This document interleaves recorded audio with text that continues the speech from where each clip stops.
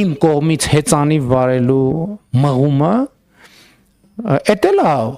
որոշակի բյուջետային ծրագրի իրականացում ցույց տալու համար, որ ամոթ չի, որ 49-50 տարեկան տղամարդը հեծանիվ քշի, ամոթ չի ուղղակի։ Կներեք իմ կարծիքով ամոթա, որ չքշի։ Հաղորդակից լինել հոգևոր կյանքին եւ մշակույթին։ Այսօր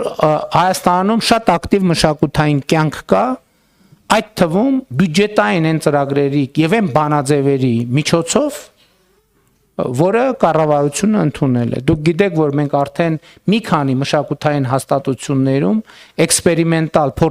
փորձարարական մեթոդով ֆինանսավորման նոր բանաձևեր ենք դրել եւ ակնհայտ է, որ այդ բանաձևերը գործում են, որովհետեւ մենք շահագրգռություն ենք ստեղծել, որպեսզի մեր մշակութային հաստատությունները իրենց սիրած գործով զբաղվելով իրենք իրենց համար ավելի մեծ եկամուտ գեներացնել եւ ինչքան իրենք եկամուտ գեներացնեն, մենք այդքան կավելացնենք։ Պետական բյուջեի ծախսային տողը, երբ որ մենք բոլոր երեխաների համար, օրինակ թանգարանների մուտքը մինչեւ 12 տարեկան դարձրեցինք անվճար։ Պետական բյուջեի փողը, երբ որ մենք աբոնենտային ծրագիր ստեղծեցինք,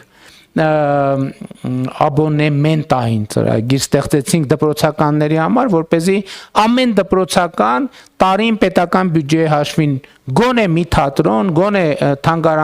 մի թանգարան, գոնե մի համերգ այցելի եւ դրանում ներառեցինք նաեւ տրանսպորտային ծախսերը մարզից մարզ տեղափոխելու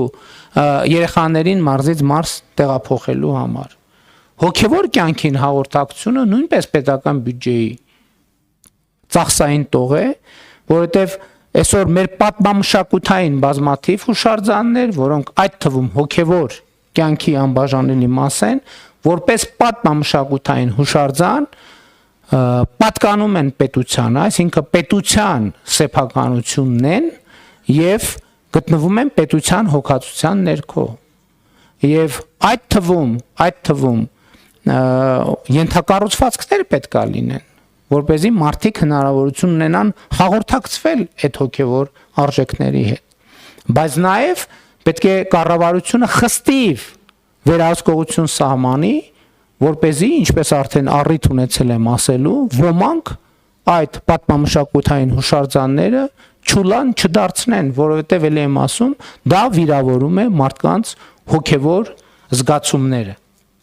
Կարճ ասած, իհարկե այս ցանկը կարող ենք շարունակել, ես չեմ ուզում շարունակել։ Երջանկությունը պետք է արտահայտված լինի պետական բյուջեում։ Ես հիշում եմ բյուջետային քննարկումները, որ ամենատարբեր դեռ լրագրող եղած ժամանակներից ես ինքս էլ որպես պատգամավոր գործելով բյուջեին տարբեր անուններ եմ տվել եւ տարբեր ժամանակներում բյուջեի համար եղել են տարբեր ձևակերպումներ։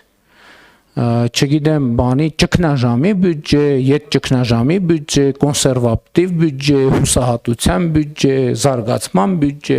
Ես կարծում եմ, որ մենք ընդհանրապես տարբերակումները պետք է հանենք, որովհետև Հայաստանի Հանրապետությունը պետք է լինի երջանկության բյուջե։ Այսինքն մեր բյուջեները պետք է ուղղված լինեն նրան, թե ինչա պետք Հայաստանի Հանրապետությանը եւ նրանց քաղաքացիներին երջանիկ լինելու համար։